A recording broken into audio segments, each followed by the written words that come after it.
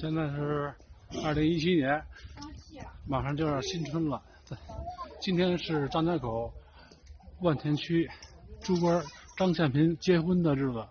今天有一个特别的场面，他把他这个千斤猪呢，将作为接新娘的一个专用的这算交通工具吧，把新娘呢从村口给接到他们家来，这是他们的新房。现在我们看这个千斤猪呢，已经进入现场了，准备去接新娘去。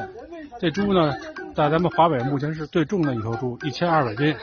猪官呢养了3年的时间，将这头猪养到现在这种程度。我们看到现在现场呢，猪官正在准备让新娘上去，完了接到他的新房去。好，这是走吧，能走2步吧？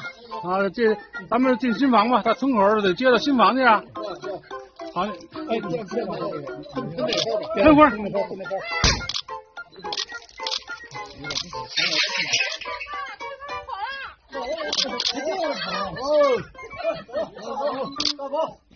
大宝走了，该上新房了，该送新娘上新房。